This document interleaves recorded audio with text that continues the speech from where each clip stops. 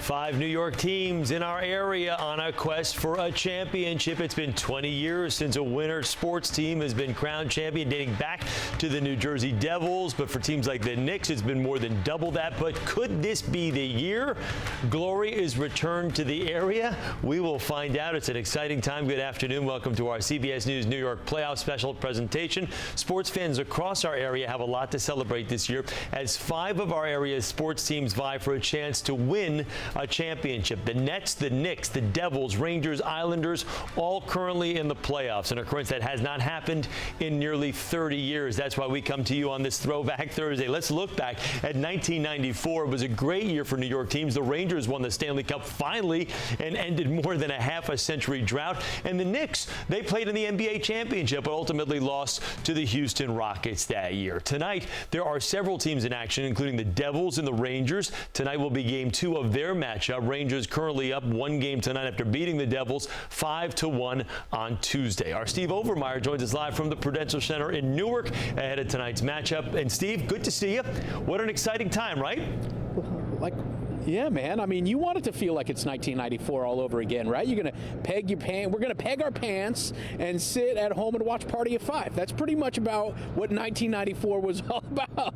But yes, man, this is an exciting time right now.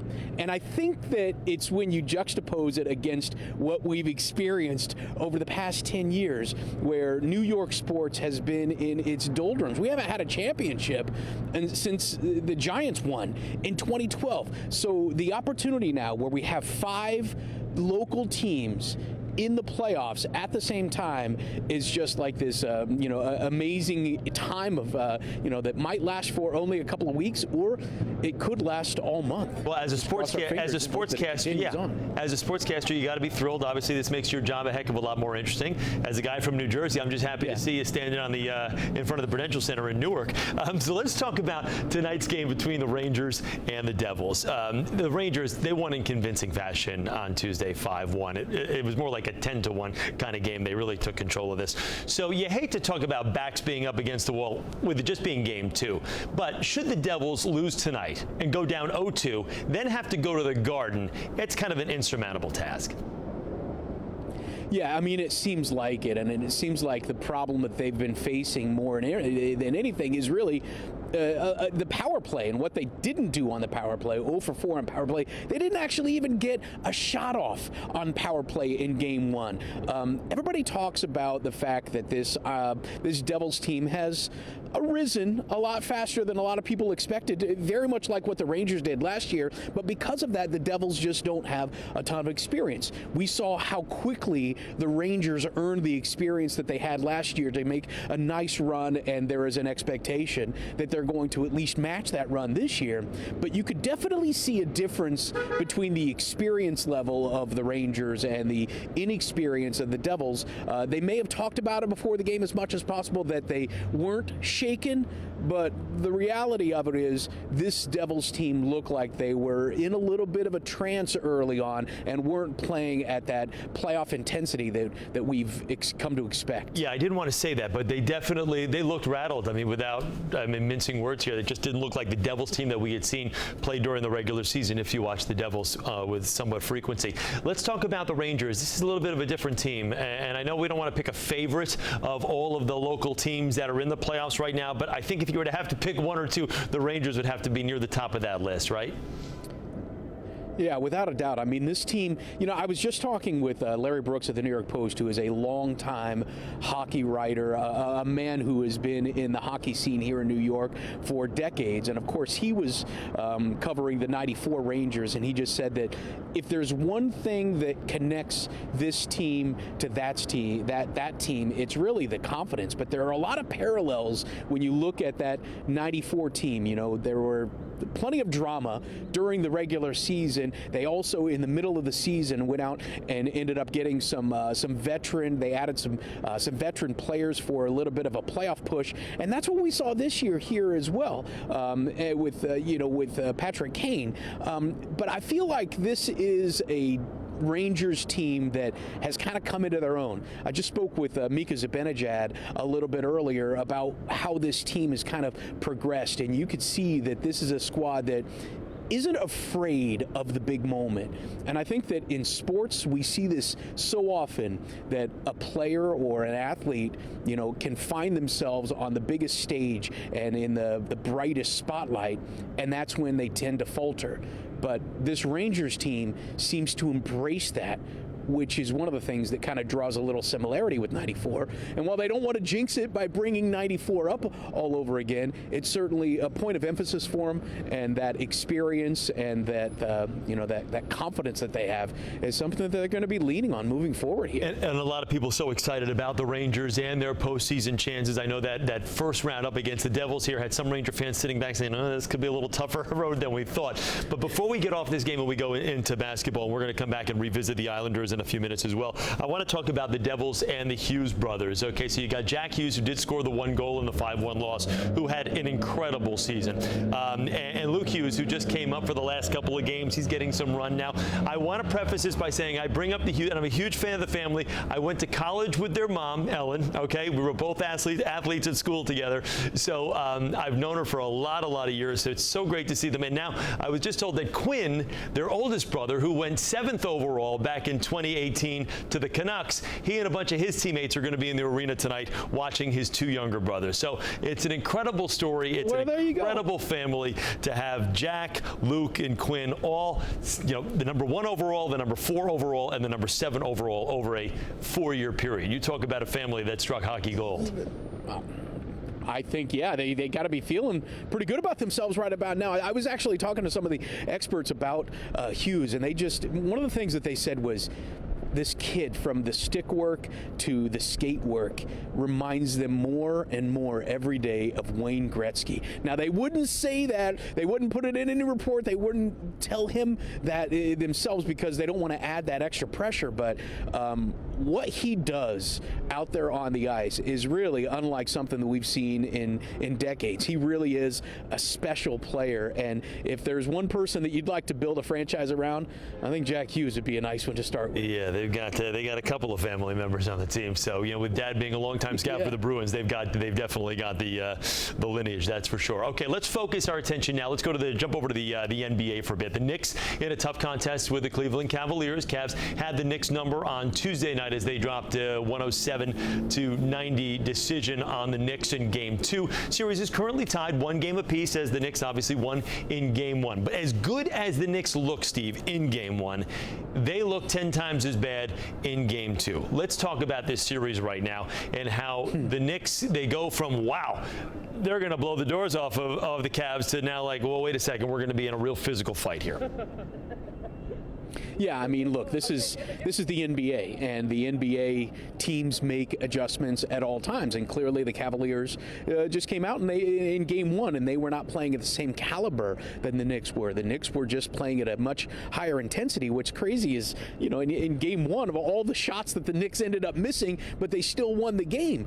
And they had so many players that just didn't rise to the occasion in either of these 2 games, and that actually is something that needs to be addressed. And it's not just R.J. Barrett, it's Quickly, it's Grimes. This isn't just the Jalen Brunson, Julius Randle show. They need the other players to rise to the occasion, and especially with Hart being injured a little bit, then that's going to affect what this team does on the bench. So you're going to need other guys to step up. And the answer, or I should say the question now is, will they be able to answer what the Cavs came at them with in Game 2? And I guess we're going to find that out tomorrow night at the Garden. But I would imagine, considering the intensity of what we expect to see at the Garden tomorrow night, I would imagine the Knicks are going to come out, playing that classic Knicks brand of basketball, which isn't about great field goal percentage. It's about the tough, grinded out, rebounding, defensive kind of games. That's what made the Knicks and got the Knicks to where they were this season, and they need to go back to lean more on that.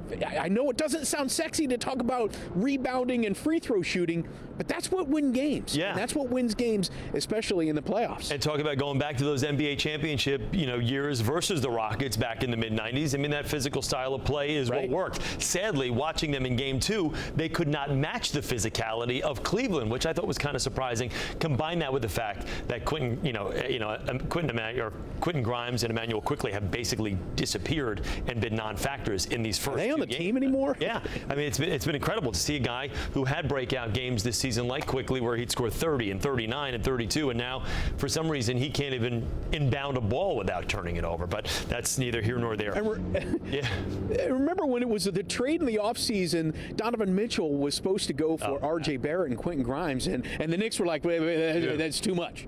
We can't give up R.J. Barrett. The fact that R.J. Barrett was untouchable right now. I mean, again, I know it's funny with R.J. Barrett. You can have this discussion left and right. Is he a superstar, just a star? He's a guy who brought you 20 points a game and whatnot, but cannot seem to ever hit a big shot for some reason. And maybe that's just my perspective on it. But you know what? That's kind of what we were thinking about that's kind of what we saw with Randall in the past as well. Yeah. He'd have a great season, then he would bounce back and not have anything. And he's certainly kind of taken that step forward again. So I guess the hope and the belief is that R.J. Barrett, that something is going to click. But the question is, when is that going to actually happen for him? And speaking of Julius Randle, when we talked, when media members were talking with him after Game 2 and now leading up to Game 3, what are your thoughts on Game 3? His reaction was, it's at the Garden. It's at the Garden, man. So I think along the lines of what you said, it's a whole different series now. And the fact, maybe you look at the glass half full rather than half empty, that they were able to steal a game in Cleveland as they come back to the Garden right now, where they can really kind of, Listen, if you were to tell any Knicks players or Knicks fans that you were going to come back from Cleveland with that series tied at 1 game apiece, you'd be feeling pretty good. Yeah. You'd be feeling really good right about now. So I think that the Knicks faithful and the Knicks players themselves have to be feeling really good about what they're about to walk into tomorrow night. And just the last point on the Knicks, with all of the injuries that we're seeing in both the Eastern Conference and the Western Conference, whether it's John Morant with Memphis, whether it's Giannis with Milwaukee, the Knicks get through this series, Tyler Hero in Miami, the Knicks get through this series and you never know what can happen, right? You never know. Right. I mean, we never want to jinx anything by talking about a future series, but you're absolutely right. Injuries can change an entire postseason. We've seen it happen in the past, and we see what's happening right now in that Bucks Heat series. Yeah. You can see that when teams have so much riding on one player's ability, when that player goes down, it completely changes the complexion of the roster and what they can do. And those little things that they might be able to get away with during the regular season, when you're playing different teams night in and night out, those vulnerabilities are much more exposed when you're in a 7-game series, and the adjustments are coming so much quicker than that. So you're right, the injuries are going to play and could play a major role in the postseason moving forward. So yeah, anything's on the table. Anything can happen. That's right. All right, see, let's move on to 2 more series right now where the teams both in the NBA here, we're going to talk about the Nets and then we're going to talk about the Islanders. Both have looked overmatched so far early on in these playoff series. The Nets, they're trying to stay alive, fighting for their playoff lives right now as they battle the Sixers, who've really manhandled them. The Nets lost Game 1 by 20 points to go down in the series 0-1, and then on Tuesday, score was a little bit closer, but you know what? They still could not manage to get a W, even though they had an early lead. They lost 96-84. They're down 0-2 in the series. James Harden has come alive, which of course is the last thing Nets fans want to see. But despite the losses, you know what? These Nets, they've managed to hang around in both games, but again, they look overmatched. Your thoughts on that series? Do they have any shot? Yeah. I mean, it's tough. It's tough to imagine a path to victory for the Nets. Joel Embiid he's the MVP this year. Yeah.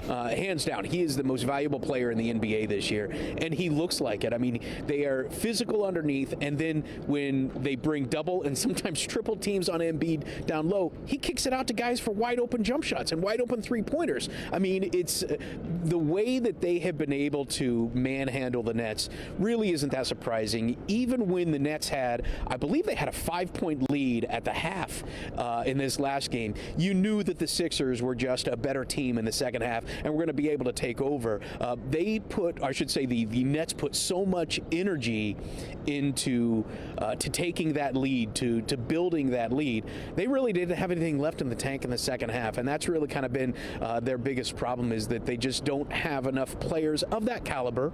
But at the same time, you just have to think to yourself what this team has gone through this year. It's not only, it's not just the KD and the Kyrie thing, not only what happened with Kyrie and what he said, while he was a member and then wanting to get traded and then Durant getting traded and overshadowing all this is the fact that they fired their head coach in the middle of all that as well. So there have been more distractions for the Brooklyn Nets. It is a massive victory, just the fact that they were able to hang on, play above 500 ball, and end up in the playoffs.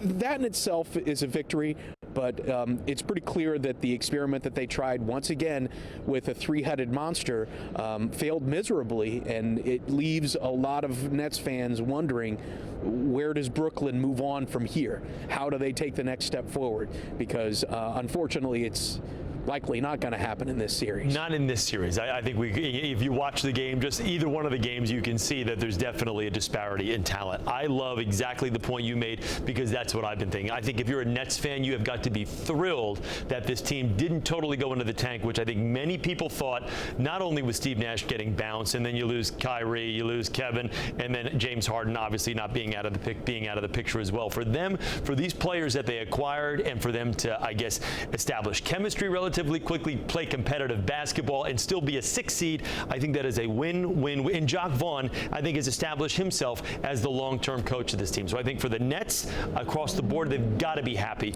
with what's transpired, even though it does not look like they're going to advance to the next round. Yeah, and even though some may say that Jacques Vaughn has been outcoached in this series, which may or may not be true, Jacques Vaughn, considering he's been able to steer this ship in this direction, has absolutely earned a future with the Nets, no doubt. Without a doubt. Okay, Stevie, let's move on to our last local team that we need to talk about here, the Islanders, facing off with the Carolina Hurricanes. They'll play again tomorrow night. Carolina currently leads this series 2-0 after an overtime victory last night. Final count of 4-3. Now, the Islanders, boy, I tell you, you talk about a team that if they're going to get a bump from being at home, let's call the Islanders the favorite in that regard here on the hockey front, because they're down 0-2. They're going to come to UBS Arena, brand new sparkling arena, first playoff games in this place. The fans need to really turn out to give them a little boost. They blew a game last night. I will say that the series should be tied 1-1, but again, you know how the puck bounces. Absolutely. But if a team was going to actually get a lift, this would be it. Well, listen, there are two sweaters that you do not want to wear in the arena tomorrow night, and that is going to be that of the Carolina Hurricanes or that of the refs, because right now I feel like the Islanders fans and the Islanders hate the refs almost as much as the Hurricanes. I mean, in this last game, the Canes had 6 power plays. They had 6-man advantages. The Islanders got none. They made so many changes, apparently, that they were going to make changes to the power play unit, which, by the way, the biggest issue with them in the postseason this year, or this entire regular season, has been their power play. They're only connecting on a 15% rate this entire year. Clearly, they needed to make changes after what they saw in that Game 1 against the Hurricanes, but we didn't see the results of it because they never actually had a power play, even though there were many instances that people believe that there were penalties that could have and should have been called in that game. But yes, this Islanders team is a team that they clearly look like a team that was able to take that step and maybe even, escape Carolina with one of those wins, but they just weren't able to find, as you said, the lucky bounces, and sometimes that's just the way the game goes. But then again, there's always a regression to the mean. Yeah. And there's a hope that luck has a regression to the mean as well. And we'll see what happens. You never know. Like I said, with a lot of these teams coming back to whether it's their home court or home ice, you just never know. It just, that type of excitement and energy, you just have no idea how it's going to affect a person, and you hope positively for the home team. Before I do let you go, Steve, because I want to wrap things up here in a couple of seconds, looking across the spectrum, all the teams we've talked about here, if you had to pick one, if I'm going to make you go out on a limb, pick one that's advancing to the next round, which team is it? Either hockey or basketball? You pick it. I mean, I think it's going to be the Rangers are the team that's going to advance. I see that this is a team that just has so much more experience than the Devils, and they have so many different lines that can beat you. They don't rely on just Mika Zibanejad or Trouba to be the stars of this roster. Any line can beat you, and any player is the one that could be the hero. And when you have the best netminder out there, that's going to win you a lot of games. So. Yep. The Rangers are the team that has the best chance of not only winning this series, but in my mind, taking a trip up the canyon to heroes as well. Yeah, and you never know. Boston, I mean, the Bruins, who were unstoppable this season, they lose to the Panthers. They gave up 7 goals to the Panthers last night, which is crazy. All right, so Steve, again, one more thing here. So now, if only the Jets had a competent quarterback, we could have been talking about the Mets going back last fall. We could have been talking about the Mets, Yankees, Giants, Knicks, Nets, Rangers, Devils, Isles. I know. The FBC. Everybody is in the postseason. It's 20. I mean, everybody. 23. I know. 23 seasons. But everybody. The 23 season. We're moving forward. I mean, it's great to be a New York sports fan. Great. Oh, by the way, have you heard anything? Now it is. Have we heard anything about Aaron Rodgers yet? Anything? Yeah. We're still waiting. Still in limbo. Man. Still crickets. And look, the only thing that we've heard is that there are reports that the San Francisco 49ers are taking calls. If this happens, oh my goodness, Stevie, don't even put that out there in the universe, because I'll tell you, if this does not happen for the Jets, I can't even imagine what is going to happen from that Jets fan base. Holy cow. Well, it's just it would be a warm welcome embrace of the return of Zach Wilson. So just another. I can't imagine. Another good story. I can't imagine. Well, Steve, once again, great to talk with you. Really good to see you. Great job here today. And thank you. Likewise, man. Thank you for joining us for this special CBS News New York presentation. We hope these insights have gotten you as excited as we are for some of these teams to hopefully bring home a championship. We could use another parade. If you don't want to miss the action, here's a breakdown of the upcoming games. The Devils and the Rangers face off tonight, 7:30 at the Rock. The Nets will try to get their first win in the series at home, 7:30 p.m. at the Barclays Center. The Islanders and the Canes will be on Long Island at UBS Arena at 7 p.m. for their game. And finally, the Knicks try to break the tie in their series against the Cavs. It's tied 1-1, 8:30. First tip tomorrow at the Garden. For Steve Overmyer, I'm Chris Wragge. Have a great day. Best of luck to our 5 local teams out there looking to bring a little glory back to the Big Apple.